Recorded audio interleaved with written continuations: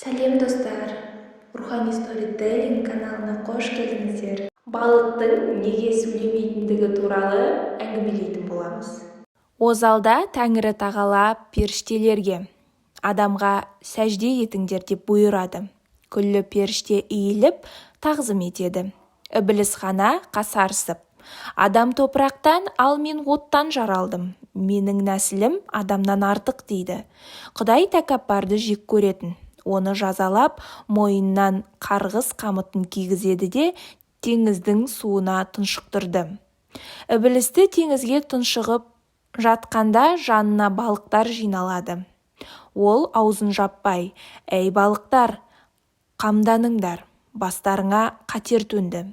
Мына құдайларың адамды жаратты. Ертең ол жерге түседі.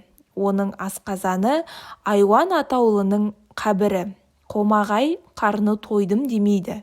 Көріңдер де тұрыңдар. Ол ақылымен өзен, көлге, теңіз, мұхитқа ау салып, қармақ тастап сендерді аулайды. Ілінгендеріңді аямайды. Ішек қарындарыңды ақтарып, етіңді қорек қылады. Олар ас ауқатқа таласып, керек болса, өздерінде аямай қанға былғайды деп адамды ғайбаттайды. Мұны естігенде балықтардың зәресі ұшады. Қорқынышты хабарды дереу таратып бір-біріне жеткізеді. Ұшқан құс, жүгірген аңның бәріне таратады.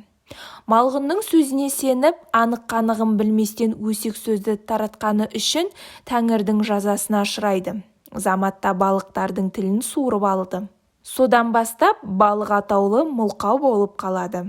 Ал малғынның денесі тигендіктен теңіздің суы ащы болып кетіпті. Ерте заманда Намұрт патша өзін құдаймын деп жариялапты. Ыбырайымның алласын садақпен атып өлтіремін деп елде жоқ алып садақ жасапты. Жебесін 100 құлашқа жететіндей етіпті. Жұртты жинап, садақты көкке атпақшы болады. Бірақ ішінен, «Уа Тәңірім, мен сенің бар екеніңді білемін. Бірақ өзімді құдаймын деп айтып қойдым. Мені ұятқа қалдыра көрме. Осы дүниеде тілегімді бер. Ана дүниеде не істесең де өзің біл» деп сыйынады. Жаббархақ келседі. Ол оғын атқанда Жибірейілге, «Оғына балықты тос, атқан жебесі зая кетпесін» дейді. Жибірейіл солай жасайды.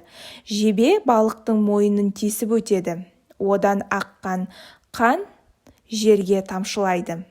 Намұрт қанды көріп қуанып кетеді. «Уа халайық қараңдар, Ыбырайымның құдайын өлтірдім» деп жар салады. Надан жұрт соған иланып қала береді. Қаны сорғалаған балық, «Уа жасаған ем, неге мені оққа тостың?» деп сұрайды. Балық, қайғырма, ақыңды жемеймін. Сені адам үшін адалас еттім. Сені кім ауласа да бауыздамай жей береді, дейді Алла. Балық бұған риза болады. Осыдан бастап ол адал асқа айналады. Желбезегі жебенің орны екен. Қаны сол кезде аққасын сойғанда қан шықпайтын болыпты. Ертеде Жүніс деген пайғамбар болыпты. Құдай оны елші етіп Мосул шаһарына жібереді. Бірде шаһарға жазылмас індет келе жатады. Жүніс оны пайғамбарлық қасиетімен біліп қояды. Сөйтіп кемеге мініп қаладан қашып шығады. Әсілінде қашуға Тәңірісі рұқсат етпеген еді. Сол үшін теңізде дауыл тұрғызып кемені шайқайды. Кемешілер қорқып кетіп, «Бұл Құдайдың зауалы. Арамызда Алланың әмірін тәрк еткен біреу отыр. Сол кемеден түспей апаттан құтылмаймыз» дейді. Жүніс орнынан тұрып, «Ол адам мен едім» дейді де кемеден секіреді. Тәңірі Тағала Залухат деген балыққа, «Ей балық, Жүністі дереу жұт та қарныңда саламат сақта» деп әмір етеді. Балық оны жұтып қояды. Жаббархақ Жүністі 40 күн балық ішінде қамап тәрбиелейді. Мезгілі жеткенде, «Ей балық, Жүністі шығар» деп бұйырады. Балық пайғамбарды жағаға келеді. Тәңірісі оған риза болып, «Қандай тілегің бар?» деп сұрайды. Залуха, «Менің ұрпағымда адамдар нақақ өлтірмесе екен» деп өтінеді. Құдай тілегін қабыл етіп, кімде-кім балықты нақақ аулап өлтіретін болса, ақиретте хақысын сұрайтын боламын, дейді. Әрі қарай балықтар туралы қызықты мәліметтер.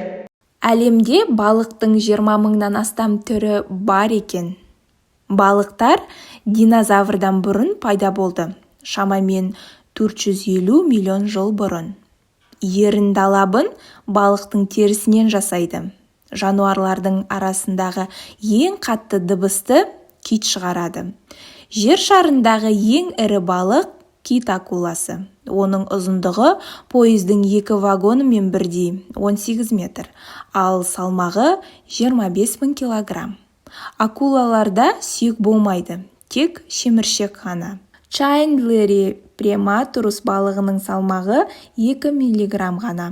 Оңтүстік Азияда кездесетін анабус деп аталатын балықтың түрі суда да жерде де тыныс ала алатын қабілеті бар. Көзі ең үлкен балық кальмар, оның көзінің диаметрі 40 сантиметр. Бұл адам көзінен 100 есе үлкен.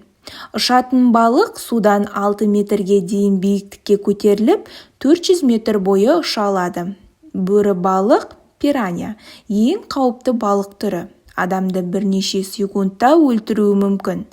Арована деп аталатын балықты өз аквариумыңызда көргіңіз келсе, оның бағасы $80 000. Парусник балығы ең жылдам балық. Оның жылдамдығы 100 км/сағат.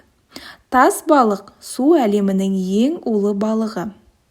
Қара теңізде өмір сүретін алабұға балықтарының барлығы ұрғашы болып туылады.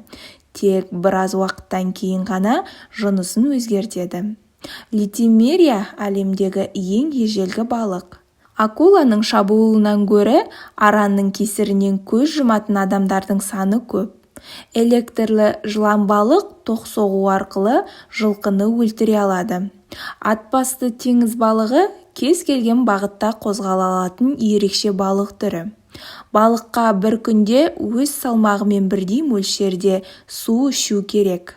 Бассо гигас есімді балықтар 8000 метр тереңдікте өмір сүреді. Менің каналыма тіркеліп, қолдауларыңызды сұраймын.